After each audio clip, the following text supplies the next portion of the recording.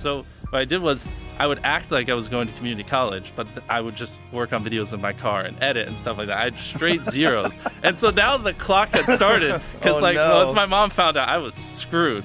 Were you aware of that? Like that you're running a risk? Yeah, exactly. Yeah. And so I would act like I was going to college that whole time, but I wasn't. And I didn't have enough money to move out. And that was kind of when I was just like 15 hours a day, all in. I was like, I'm fucked if this doesn't work. And I had some videos pop off. I couldn't tell you which ones, but I had a month where I made 20 grand because I just had some videos just do really, really well. And then I came home and I was like, yeah, I haven't been going to college, and I moved out the next day. My mom almost had a heart attack because she doesn't understand YouTube or anything back then, and she was like, man, this guy's gonna work at McDonald's. I wasted all this time. Like, I invested 18 years and this is what I get. Where were you living? What part of the country? North Carolina. That's where I've lived almost my whole life. And so, how does she feel now? Oh, she's great. Is she like she's beyond happy. Yeah, she loves it. Put her in front of her friends. She loves talking about it. She obviously. I always knew little Jimmy was gonna be a success. No, she doesn't try to hide it. We would fight all the time. Even in high school, like, I never once studied. I literally wouldn't even take my books home. Like I legit don't think I studied once all of high school at my house. And so we would fight a lot. I didn't have the best grades, and so I would just make videos, and she didn't understand it, especially because back then it was just a whole different world. Like, there wasn't really a thing as a full-time YouTuber and stuff.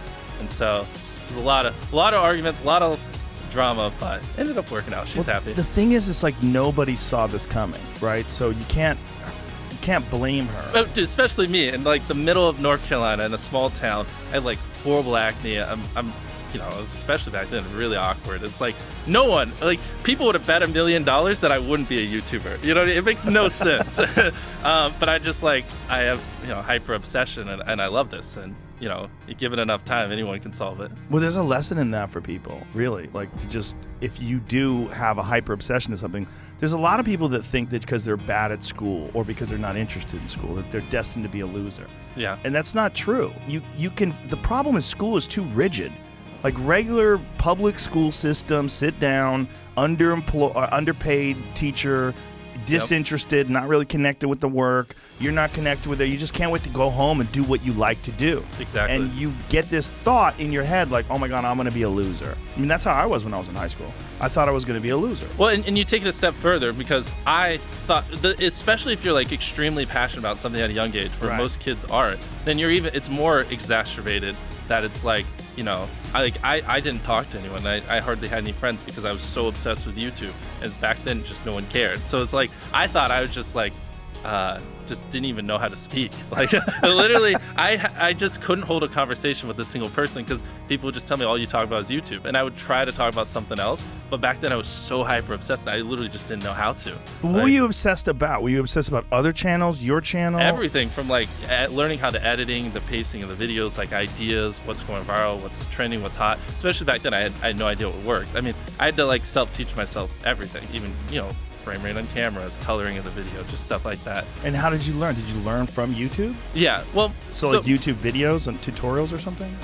Most of my growth came actually after I graduated high school. Basically what I did was I somehow found these other like 4 lunatics. 3 of us were college dropouts, 1 was a high school dropout, and 1, I don't know, he just like quit his job. We were all super small YouTubers, and we basically talked every day for 1,000 days in a row and did nothing but just like hyper study, like what makes a good video, what makes a good thumbnail, what's good pacing, like how to go viral.